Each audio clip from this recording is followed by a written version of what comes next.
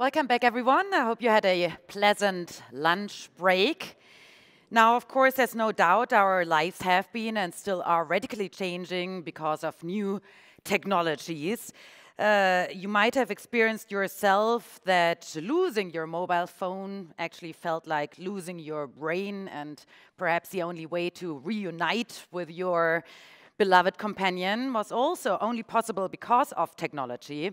When I recently lost my iPhone in a cab, the cabbie insisted he wouldn't have it, but thanks to the Find My iPhone app, I could actually prove that he was driving around town with it, and I could also bug him with a super annoying sound, the signal tone that you can set off from any other device. And thanks to GPS, I could prove that he was somewhere else than he had pretended to be. So there you go. Technology beat the man, and in this instance, it was very fortunate for me. But of course, there are many other situations and examples for how dangerous it can be to rely on technology. Think about high-frequency trading, for instance. A minor bug can not only cause a single company to lose hundreds of millions within seconds or within minutes, as Knight Capital Partners did last year on Wall Street.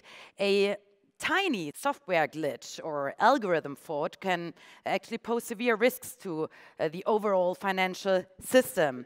We cannot stop this development, but we need to understand it in order to control it rather than being controlled by it, by technology. This is one of the points that our next speaker is going to make. It's a no-brainer, of course, that data is a new currency, but the biggest pile of data, of course, is useless if you don't know how to analyze the data, if you don't ask the right questions. Now, we will hear some answers to some very big questions about the rapid and very fascinating consumerization of technology from our next speaker, who is the CEO of the Gottlieb Duttweiler Institute, an independent European think tank specializing in trend research, retail, economic, and social issues. And he would argue that if you can't change the world, then you should at least change the way that you look at it. And with his help, we hopefully will be able to do just that. Ladies and gentlemen, please welcome Dr. David Bosshart.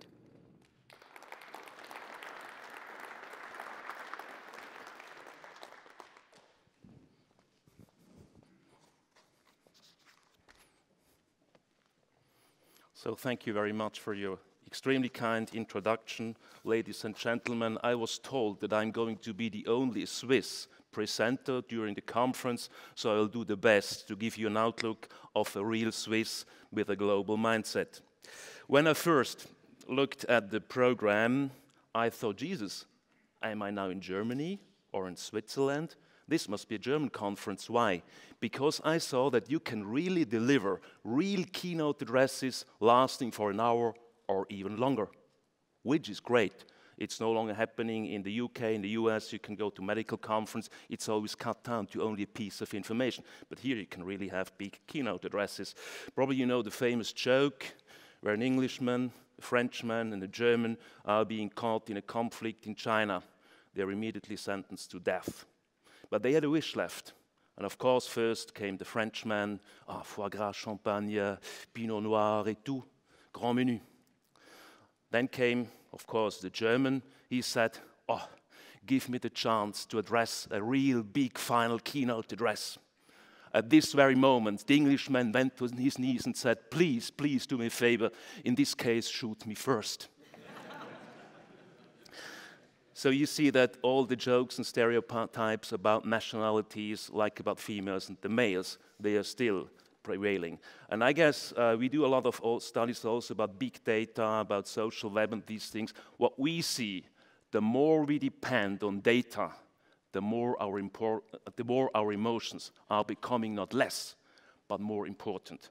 So the more we have, or we think we have facts, the more we decide intuitively, the more we decide on feelings.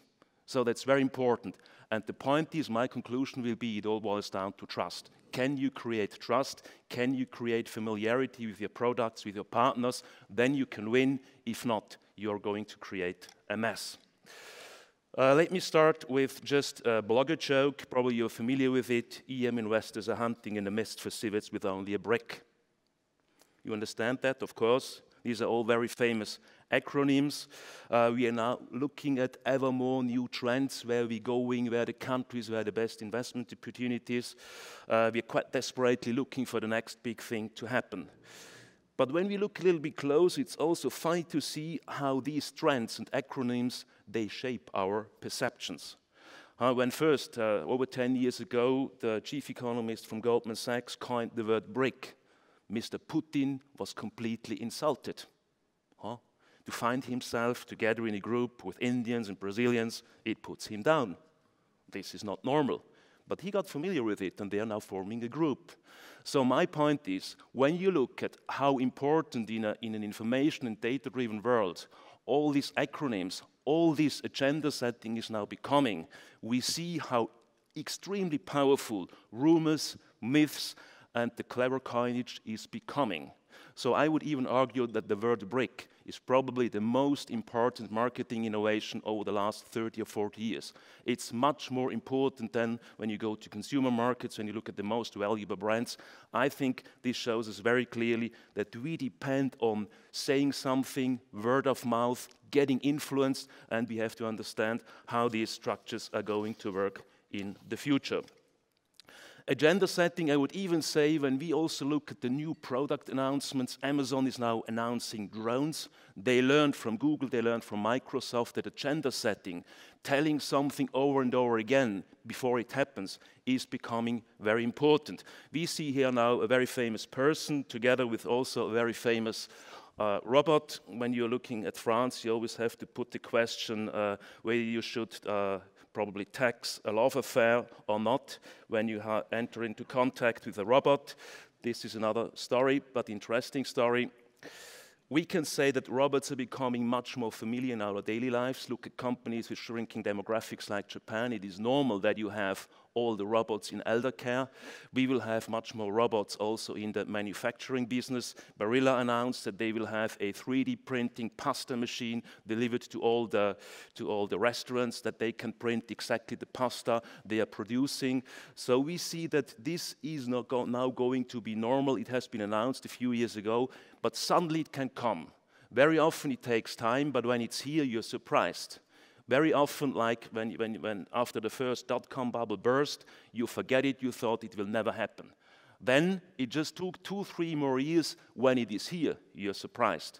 And I think the same is going to happen also when you look at other issues, like I mentioned the drones, and I mentioned big data. Suddenly it's there. Are you prepared or not? So these are extremely strategic issues about how you're coping with these new issues. Wearable devices are a big issue. Self-driving cars are a very big issue. So you see there are a lot of things being announced, but we cannot exactly predict when they are there.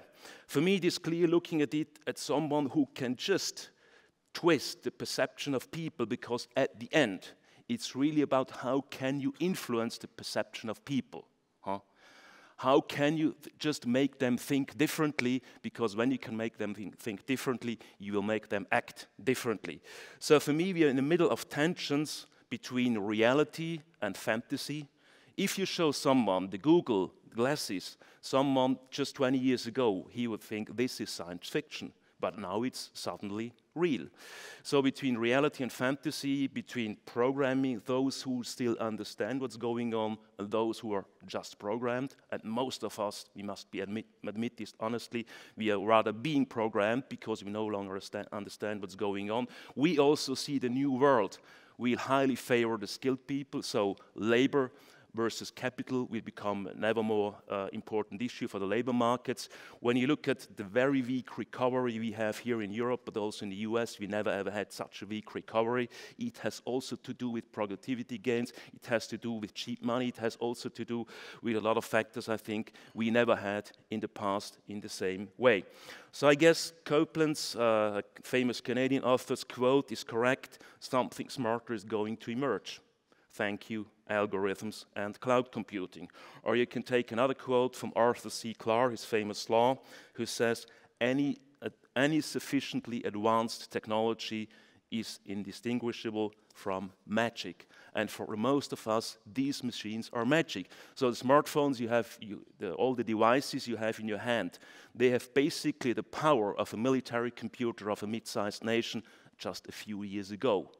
So for me, technology is neither good nor bad, but it's also not neutral. It is incredible power to either go for the good side, to create new businesses, or to have tremendous destructive power.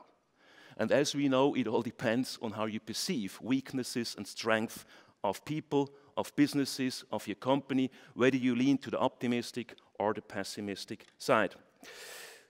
Probably another, I think, really good quote from Mark Andreessen, one of the most influential investors in Silicon Valley, who said in an article, very famous article in an essay in the Wall Street Journal about 2 years ago, software is eating the world. I think whether you're in the banking business, insurance business, even if you're a football club like Paris Saint-Germain, Manchester United, basically you're first of all a software company that accidentally just operates a few other businesses, a few other things like services, like manufacturing.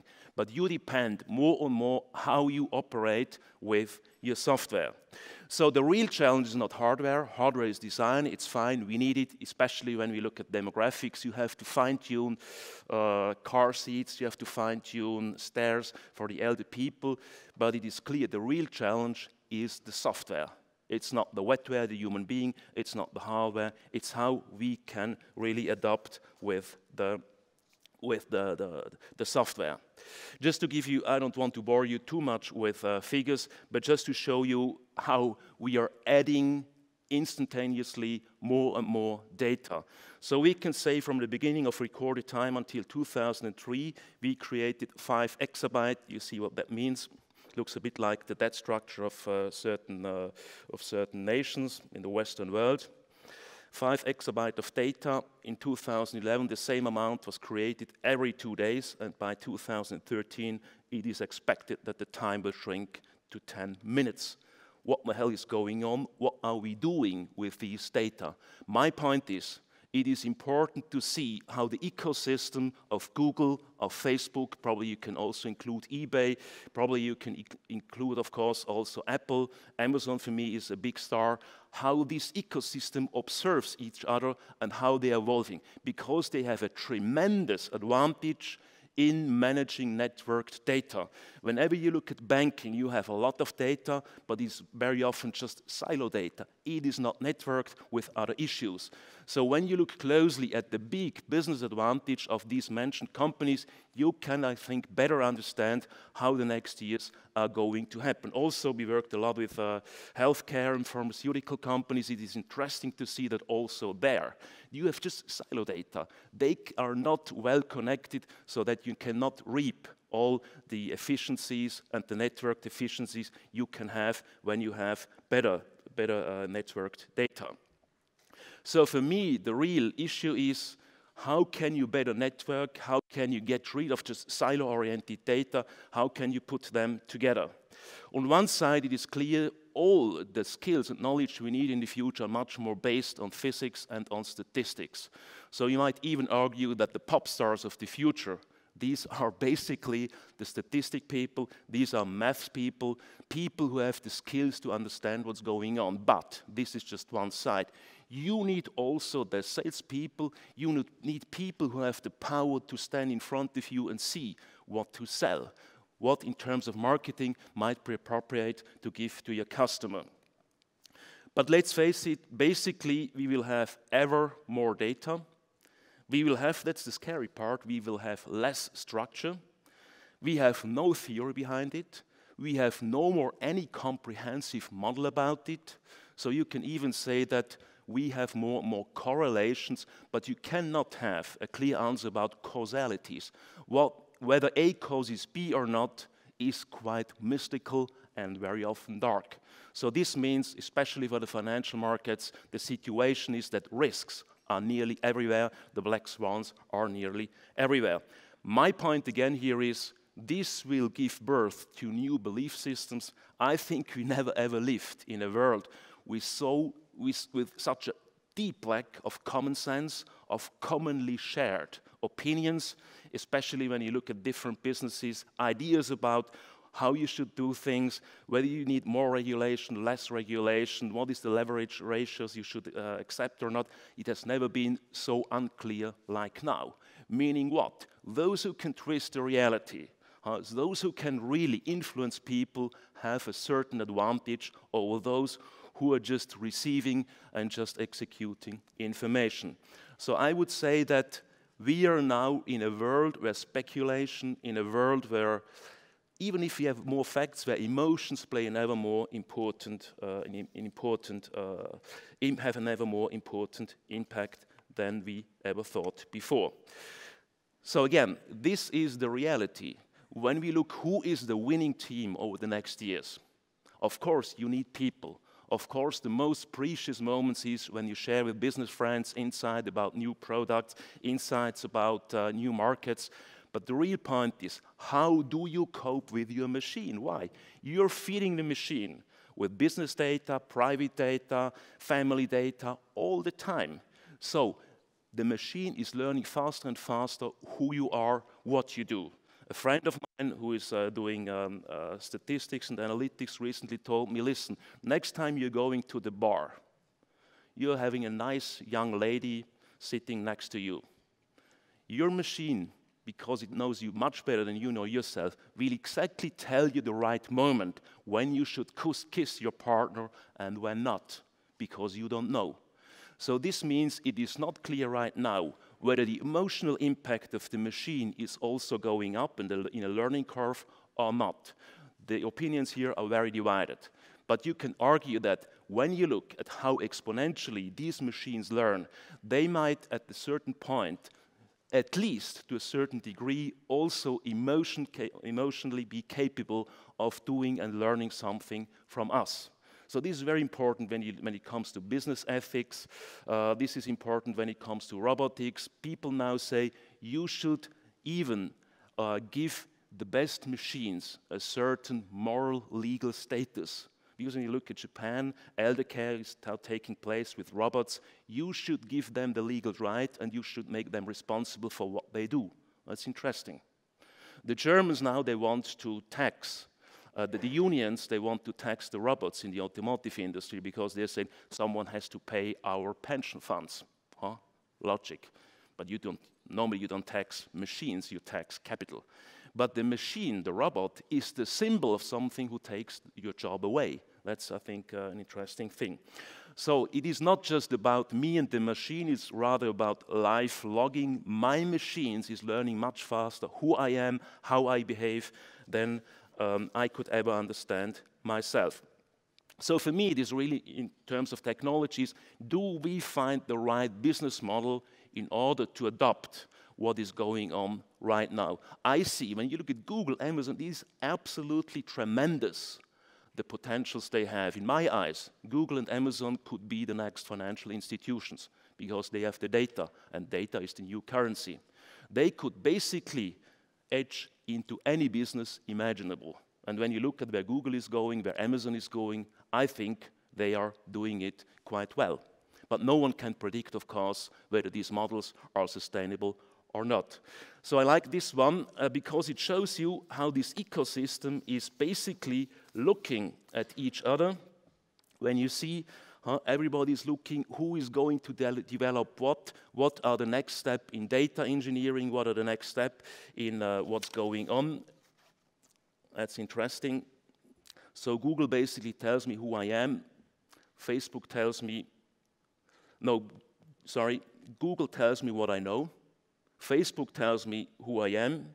Amazon exactly tells me with their recommendation system, which is extremely precise. I'm always astonished to see how precise the recommendations by Amazon are. So Amazon tells me what I need. And Apple probably tells me what I don't need at all, but anyway buy. So this is also a miracle. If you're good at that, then you're a marketing genius. And I think Apple, until now, has been sort of a marketing genius. Again, this shows you how important, in terms of influencing people, marketing these days is. So they are closely looking at each other. Also, when you look at the acquisitions these companies made over the last year, it's interesting to see, finally, you see a laughing Bill Gates who said, that is so adorable, they have all ended up being just like Microsoft. Meaning probably the strategy is not very clear. They have the cash, they can invest, but it's not clear where these companies are all going. So again, to observe the ecosystem, I think, is one of the most promising over the next years.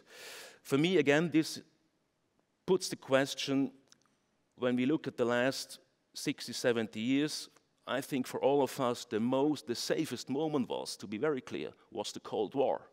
This was in terms of wealth creation, in terms of political stability, in terms of innovation in the manufacturing business, by far the nicest and safest time. Why? Because we had a very clear picture of our enemies. We knew who are, it's like an old James Bond movie, Dr. No or Goldfinger. You immediately know who is the friend and who is the enemy. When I grew up in the 70s, I was told, if you don't like it here, Moscow one way. Very clear picture of the enemy. And this gives the motivation to kill. Whenever you have businesses number one against number two, these are the most amazing businesses. But when you look today, who is your enemy? You don't know. You can't kill the Chinese. You do businesses with them, which was not the case in the Cold War. When you have a clear picture of the enemy, you're only doing businesses at the very limited degree with the Soviets, which is now different. But this was the time they had most motivation to create a welfare system, to develop our industries. Then, when we saw that probably growth is becoming an issue, which was not the case before, because growth was just a result of innovative manufacturing products. It was Vorsprung durch Technik. This was it all about in the Cold War. We now see, we learned in the 80s, no more real growth potential. So we, with very much goodwill, we just started to liberalize all the markets, consumer markets, cheap money, financial markets. We now see probably it didn't add enough growth in the Western world, and especially in Europe and in the US. We do not yet know where we are going with the digital world. My point is, again, we will have much more hybrid economies where you have both friends and enemies, you have frenemies, you have highly hybrid business models, like Google is probably the best example. It is freemium, it gives away a lot of things for free, but on the other side, they're cashing in on a very, very premium model with high margins. So these hybrid models will probably be more normal in the digital world. So mind the gap. I think it's interesting to see that the real competition is probably really not between people, but how can we cope with the tremendously advancing power of our machines? And intelligence, in my eyes, is becoming the most precious service. So the service industry that delivers intelligence is the one that will win most. Ask yourself, ladies and gentlemen, why do you call secret services intelligence services? Why do you call them intelligence services? Because they're in the business of selling intelligence. Hacking the iPhone of Angela Merkel. Of course, this is important because it's there where the real data is. It's normal that you go there. It's normal that you try to hack that. And then you create intelligence services out of it. You try to make propaganda, you try to make speculation. So secret services is very interesting. And when you look at military, it's interesting to see that over 90% of the military decisions are already being made by computers.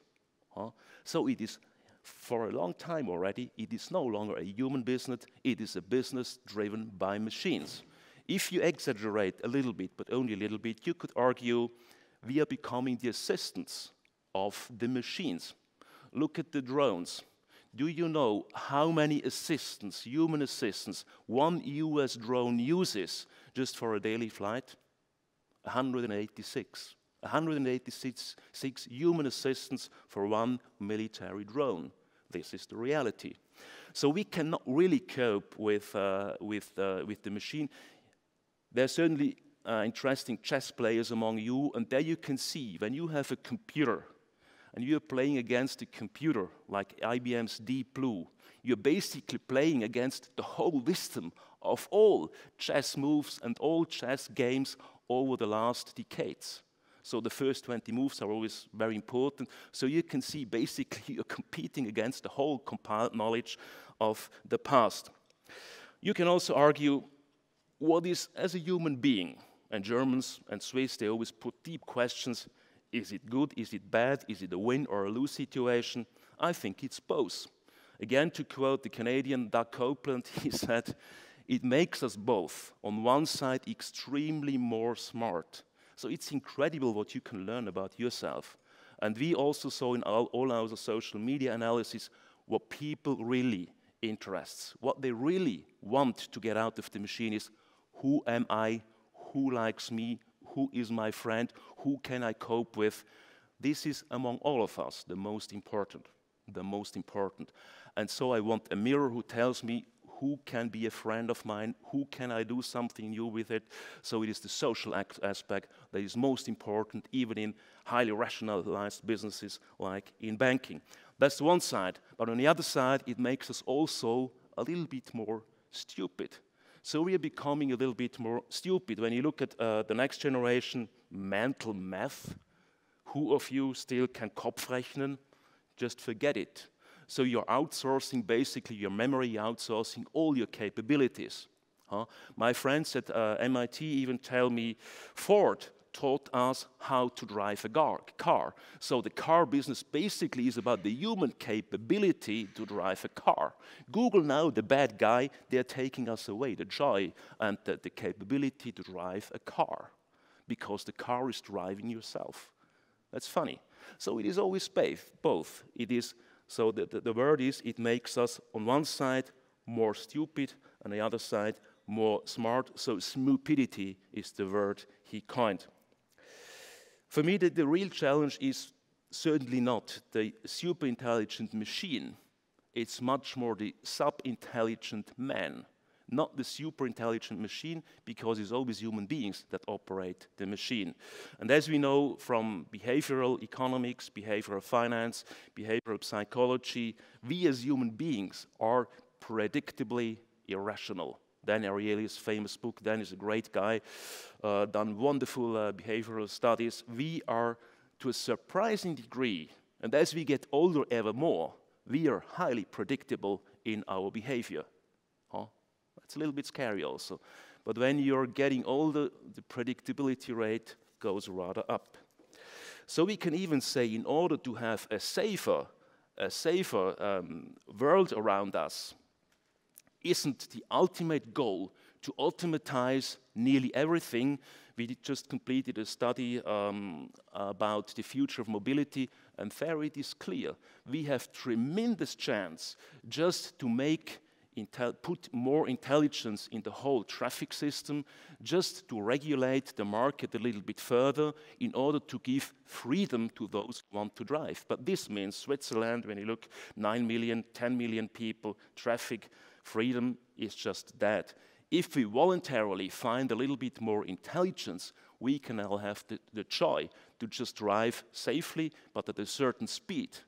If we do it just uncoordinated, just with predictably irrational behavior, then for sure regulation will dramatically go up. So basically, is automatization the ultimate goal of a safer future? This is a very famous, it's not a contradiction, it's a philosopher and an Englishman, Alfred North Whitehead. He said, civilization advances by extending the number of important operations which can perform without thinking about them. So operations of thought are like cavalry charges in a battle. Very good analogy. They are strictly limited in number. They require fresh horses and must only be made in decisive moments. I think that sums up quite well how automation can be much more progress than we thought in the past. So in all our studies, I think we could confirm that outsourcing is going on, automatization is going on, self-services like ATM machines are there. So people are doing it on their own, and of course they're doing it like automatically. Looking at retail, we do a lot of studies, of course, also in retail. Everybody said self-scanning, it's unhuman. You cannot do that. But just the most important is give people during a certain time choices. They should have the choice to either go to the counter, either go to the cash register, or just use the self-scanning system. After a certain time, after having tried it out, most people say, even the elder people, I love it. So most against something in technology are those who never ever used it before. That's very interesting. It's like in Switzerland, when you look at which are the places and which are the villages that are most against foreigners. It is those who have no foreigners. That's very interesting, but very human, I think, also. So the more information we have, the more important are what are the algorithms behind these informations. And again, I think, coming to financial markets, you have still a quite inefficient use of data because you're just looking at segments and not at the interconnection of all these systems. And it is also clear that the real personal contact, so having a real deep understanding of the business of a friend, is becoming a really, truly crucial and favorable moment in your life. But be clear, time is money. That's a very Swiss phrase. And the more you have the pressure, the more information you have available, the more you really trust people who you think they add value to your daily lives. So it is clear, whenever you have face-to-face contact, be very clear and very strict about whether it is necessary or not, whether you can create a lasting relationship or not. It's also funny to see when you invite something for a business meeting. Today, whether you invite him just for a coffee break, or a lunch, or a dinner, it shows you the importance of a person. You never have dinner with a person you don't think is very important and adding high value to your business. A lunch is already an entrance door to an important relationship. A coffee is just probably the first step. So you see, we are starting to much more cautiously allocate our time when we develop our businesses. It is clear whenever we have contacts over the virtual world, we cannot say in advance whether it is a machine who is responding or not. Is it FaceTime or is it computer time? So this is why you need all the Skype version, because then you can see that someone is responding. But as algorithms are becoming much more predominant, we also see that automatization in the workforce is rapidly going on, because basically everything you can argue about rationally, you can also write an algorithm and create a program. This is not good news for journalism. Journalism is going to be a much more automated business over the next years. And I think, again, here, those who are really good, they will make more money than ever. But those who are average or above average, it will be a very hard time to have more income streams than just as a freelancer. Also, when you look at the media landscape, the evolution of the media landscape, very good financial journalists, they're very well paid, and they know about their influence. They know what their worth is about. So you see there is a big divide now between what is average and below average and what is really valuable. And of course, a nevermore data-driven world can favor those who have the basic insights, can analyze it, but also have the communication skills and the sales skills to tell it to others and stand in front of them. So again, when you look globally, all the call centers, the workforce is shrinking. When you look at hospital care in Japan, there's more and more robots. You can even say automatic teaching is coming. They have now tests, they have now lessons much more over the net. And this will, again, also there, only come with highly disruptive business models. No one has a clue where it's going. My point is it will all be about how can we create a sustainable business model. Here is a funny thing, looking just at a few figures, what is really changing? When you look at just, you can have other indicators, but one interesting indicator is how much sales per employee do you generate. So for example, you see all the companies I mentioned, the Apples, the Facebooks, the Googles, even the Amazons with razor blade thin margins. They have above average sales per employee. Compare it to rather traditional businesses. You can take a company like General Electric or like Novartis or Oracle or Walmart, a typical retailer. You see, it's a huge difference. Even if you take in your industry, I think Goldman Sachs is #1, but it's on the level of Amazon. This is just one hint to try to understand what's going on. My point is again, coming back to the idea of emotions, what is the most challenging is, and the most powerful is, do you have an idea how to represent things in a different way? I think if you can influence the representation of people, you can influence how they think and how they react. Just to sum our studies, I would quote the following from our studies. In Western, consumer behavior is more and more influenced by algorithm and software, or for the many of us, or nearly all of us, basically by mathematics. The human brain is definitely not capable of managing raw data in big volumes. This is another truism, but it's important to understand. Today, we take much more decisions over the same lapse of time. Why? Because we have much more influx of information. And our brain is not capable of taking rational decisions all over the time, many times. So when we look closer, it's important also for meetings to look at what is the time of the meeting. It's very good. You decide rationally, even also when you're in court. In the morning is much more better. The lawyer has eaten a lot, so your sentence is going to be lower. Then when you just have to appear late in the afternoon, your sentence is going to be much higher. So the time of the day is important for decision making, the number of decisions you take, and of course willpower. But we overrate. It's self-illusion. We overrate our willpower to say yes or no. We are much more emotionally engaged in many of our decisions.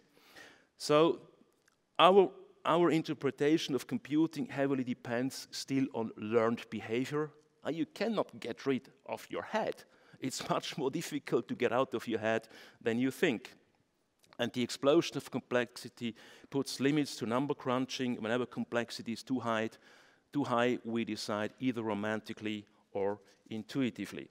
Again, my point is, if you have innovative ways of presentation of data, this is why it is a world of, and Google understands this brilliantly, it is about creating maps. If you can create mental maps of human beings, you win.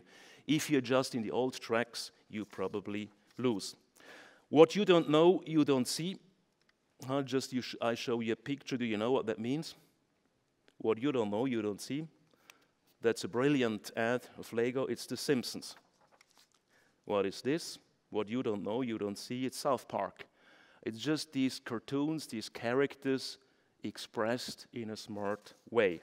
Or when you look at a business you're probably familiar with the luxury business, highly profitable business with a great outlook.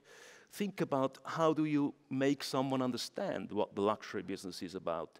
Look at just the size of the business, but also just one hint. Look at the color these businesses and these brands represent. And then you can immediately, just with one picture, understand. If you understand the colors of the business, you know what it means to create a luxury feeling. Coming here to the Old Grand, great hotel, all these colors here are put into practice. They're all there. They just probably looked at this chart. Okay, what makes you feel in a luxury environment? These are the colors. Funny, not too bright, not too strong, but rather decent. It makes you feel in an upscale environment. So if you want to communicate luxury, do it in a certain way. Make it understandable on a new level. Presentation style and representation are highly connected. I mentioned that it is either for the good or the bad, extremely easy to influence people's perception. I just give you one more hint. Just type in any search engine, take Google, take Bing from Microsoft, Yahoo. These are the blackest of all the black boxes, mysterious algorithms. Type in European, and you see what pops up are the flags. Type in any of these search engines, type in American, and then pops up nothing from South America, but the flag, the eagle, and strange people. But here comes my point. Type in any of these machines Asian, then you have all these naked girls. What the hell is going on there? This influences our perception, our prejudices, how we perceive Asia as something quite, not really serious. So the power just to influence behavior, the influence of the framing of people's behavior is tremendously high. During the worst phase of the European currency, of the euro crisis, when you typed in, I tried it many times over many weeks, when you typed in European, a coffin popped up first. A coffin. I'm serious. Very strange. What the hell is going on with all these algorithms in the background? The point is, mind share precedes market share. I think Walt Disney brilliantly understood that, one of the most brilliant marketers of the last century. If you want to really influence people, you have to have first their mind share, what they think, what they perceive as real, then you can do, then you can create market share, whatever you want. So that's funny. Let's sum this. We will probably enter a world where we have to deal with much more hybridity. You know, we have hybrid capital in the financial markets, we have hybrid operating systems, we have hybrid consumers, we have hybrid cars, meaning you have to put together and to see together things that previously looked quite contradictory. I mentioned the brilliant business model of Google is freemium. So on one side you give away maps, of course. It's not quite correct to say they give it away for free. You are giving them time and content, of course, but you're not being paid for that. But on the other side, you're given a lot of services you would never ever miss again, because you like it, you use it over and over again. So freemium is something as a business model that is very strong. Our frenemies, I mentioned that. On one side, China, when you look at Western businesses doing business with China, on one side, you can immediately feel when you see a US, American, and a Chinese, politically, they will never ever be enemies, never ever be friends. But doing business together, they have to be friends. They need each other desperately in order just to grow and to make their business growing. Or we have public, the melting of, is it really public or is it not, is it private? It's not really clear. Look at Berlusconi. He was, I think, one of the first Western prime minister who made no distinction between the state and his private life. It was the same. On one side, it is clear also when you look at data, more data is no longer produced by universities, it's produced by private institutions. So again, it boils down to the question, who do you trust? And for me, this is by far the most important challenge for the financial industry. You can look at all the trust barometers globally. China, I can tell you, is the only, when you look over the last 5 years, China is the only place on earth where people still put extremely high trust in the financial services industry. All the others in the Western world have dramatically lost. And I think that's important to understand. You have to work hard on that in order to thrive and in order just to push back all the regulatory and the over-regulation we are probably going to over the next 2 or 3 years. I will not go through all these examples, but it shows us we are entering definitely a different world. Coming to probably, when you look at all the businesses, the most important issues, of course, you can ask yourself, what will be scarce in terms of skills over the next 2 or 3 years? What will become in the digital world what is not scarce? Of course, what is scarce, it's quality labor with unique skills. Quality labor with unique skills. So we guess that pay, when you have unique skills, will rather go up, but when you're not really more than a little bit average, the more we get into a more integrated global economy, pay will go down. Inevitable. I think it's inevitable. So we lack good ideas, and especially good product development ideas that are really making a difference. So just doing the same over and over again is easy. But creating unique products that really make a difference, it's quite different. So when you look, for me, it's, for elites like you, no problem. But what are we going to sell to them? When you have, like in the US, just to give you one more figure, the typical median male pay went down by 29% over the last 40 years, which is a lot. And since the crisis, you saw more low-wage and very low-wage created jobs than really highly paid jobs. So this will rather bring the question even more than just financial or economic stability will be, what will be the political stability in the Western world? And I think here, US is more flexible than Europe, but of course, all these tremendous changes are very important to understand. I think we still need a lot of traditional manufacturing in thriving countries like Switzerland. Why is Switzerland strong? Why is Germany still quite strong? Because they still have a quite strong manufacturing businesses, which is the biggest economic multiplier. Just doing a little bit services, just doing a little bit retail is not enough, because it does less add in total jobs, in total new businesses. It's important to understand your businesses, I think, are also going to be much more industrialized over the next years. I will finish with some jokes, some food for thought. I think it was a former Google software engineer who just created the future organizational charts of the companies. Here it is. It's funny to see how different these organizational charts can be. Amazon is quite boring, I think. Google is quite complex, I think. It's a mess, due to many random projects, I guess, I don't know. Microsoft is full of business divisions infighting. Interesting, certainly the Oracle case, because you see you can entirely build basically a business model around the legal department, and it can work. It can work. So just to be different, I think, to try to create something unique will be very interesting over the next years. So here's the list of my tensions. It depends on, also you see it also when you look at, for example, the hedge fund industry. You have on one extreme people who are extremely intuitive. They don't look at charts.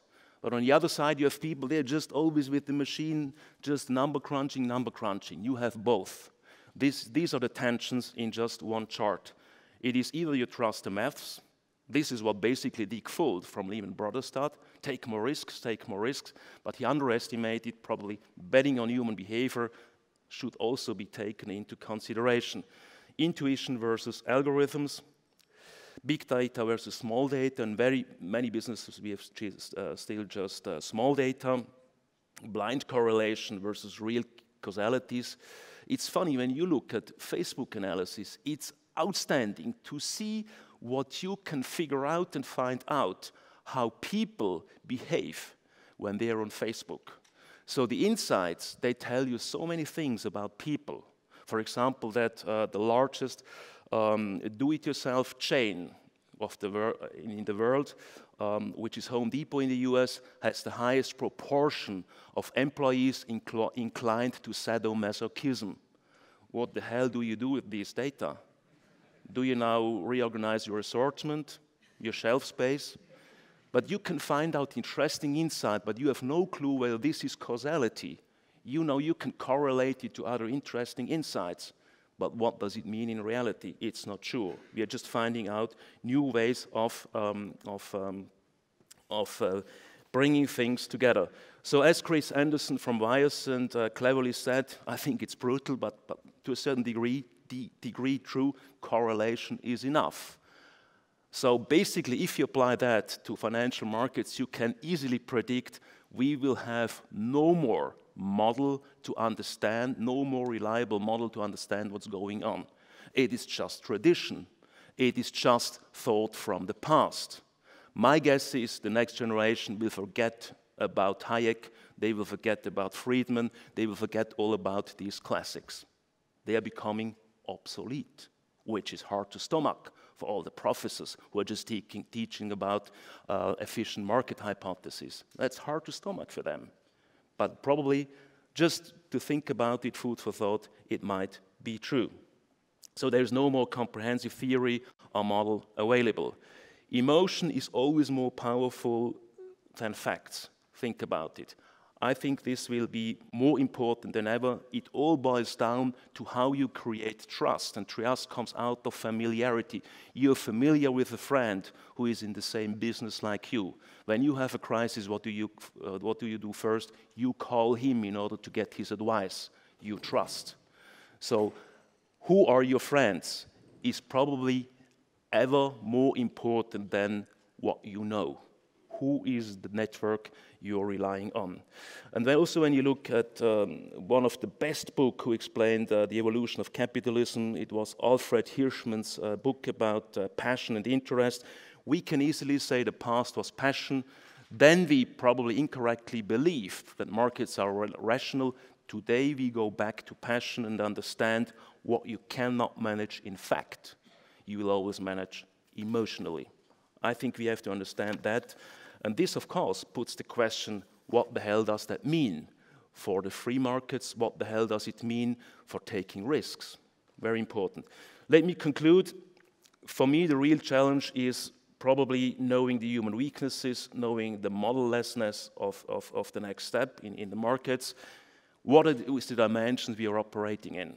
Can we still have very big businesses, or should we rather stick to smaller businesses, but we have just the option to look over it and to understand what's going on?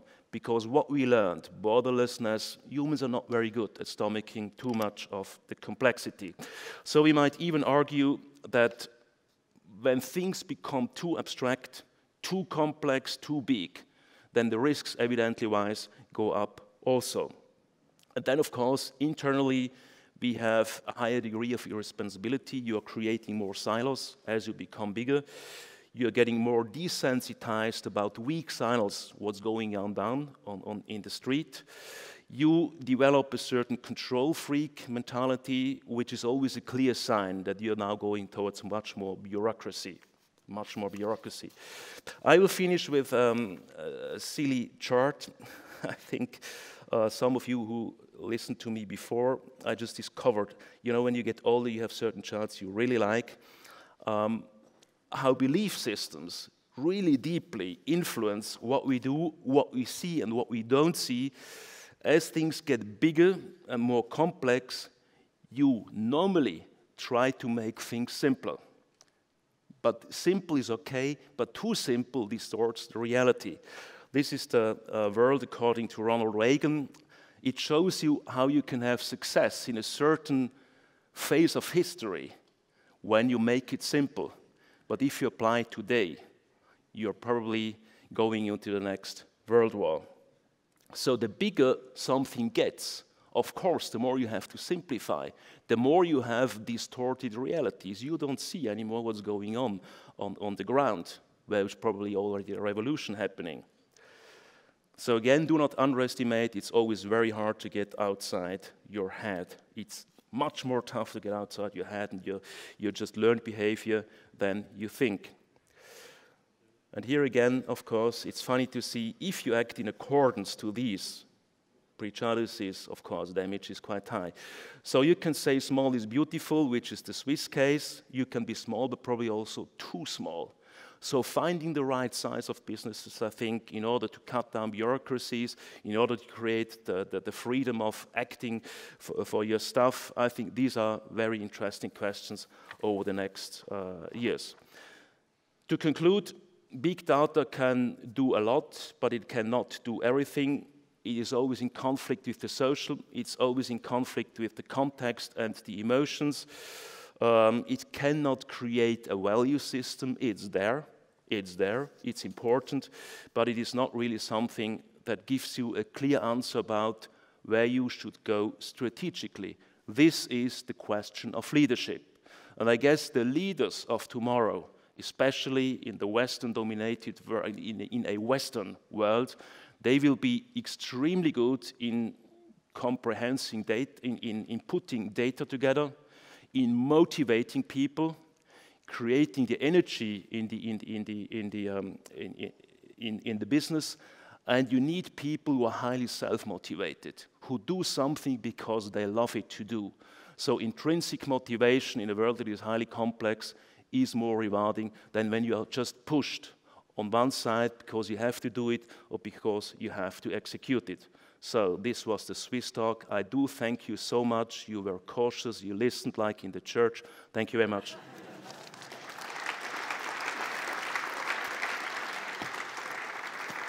Dr. Bosshart, thank you so much. Are there any immediate questions that cannot wait until our round table? And now is your chance to ask them, because we're running slightly over, so we don't have an awful lot of time. A very quick question to you, though, because you mentioned you're the only Swiss person here, and your job is partly to spot trends, and you do so based in Switzerland.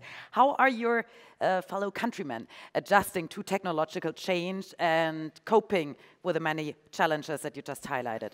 Well, I guess we are on the right track. Never underestimate, we are an extremely small country, 7, 8, probably soon 9 million people. But we have a highly diversified business structure. So we, for example, know that manufacturing is very important. But we know we can only prevail and thrive if we add businesses that are more on the really high-end side. So we need, and we are lucky to have companies like Google with a lot of staff members. So this creates a unique setting. So you know you can have contacts with the École Polytechnique, with the Federal Institute of Technology. You are in an ecosystem that creates a lot of interesting contacts. And for me, it is clear, over the next 10, 15 years, we will see spots that attract winners and spots that are basically just put together the losers. And of course, those who are winners, they will attract companies that, again, attract interesting people. So it is the ecosystem of having highly interesting jobs, having highly interesting companies, and this is a melting pot, I think, where people who are high performance like to be. You also published a book called The Age of Less, in which you explain that the era of numbers is over, that we ought to substantially reduce our economic conditions as to preserve our wealth, that people have come to realize that less is more. Your book was released in 2011. Now, when we look around, in particular in the finance industry, and look at what central banks around the globe are doing, it actually doesn't appear as if too many people shared your view that less is more. Well, listen, just look at basics. What I do is just look at basics, look at resources, look at the extraction cost of basics, look at productivity gains, look at who is going to be the winner, who is going to be the loser, look at, which is probably most important and still completely underestimated because we have not the right insight in, we have not the practice, it is demographics. We all know we are basically about to disappear. As you can take any nation, as they get richer, they reproduce less human beings. And it is important in order to have a thriving economy to put the female workforce into the good jobs. So again, if you look at countries who do a good job, they have also the women fully integrated, like Switzerland. I think they're doing a very good job. Not too many female on the top level, but I always say the reason is very simple. Females are too intelligent to be on top. Couldn't agree more. they don't like just this male conflict situation, power struggles. They say, okay, we leave it to the male. I'm familiar with my job, I do my job. Probably let them do their power struggle. So now my point is really that the demographics, and for sure, when you look also at productivity gains, we are struggling. When you look at all the resources, when you look at what's going on in all the nutrition, I could talk about the future of nutrition also, demographics, we see that these are the real challenges because economic growth only happens when you have population growth. In a shrinking population, it's normal because you're switching from a builder economy like China, like Brazil, to a replenishment economy. We have everything there. It's everything there. All you need is you just ask in the evening, should I drink a bottle of Barolo? Should I drink a bottle of champagne? It is just over-sophistication. It's replenishment. And I think that China, South Korea, Brazil, they will much faster also enter these demographic challenges we already have when we used to think about it also in the financial markets. Oh, very it will interesting. be much faster than we think. Yeah. Okay, I think this is a great point that we might pick up on later on in our roundtable. For now, thank you very much, and a Pleasure. great applause to Thank you. Dr. Bosshart from the Duttweiler Institute. Thank you.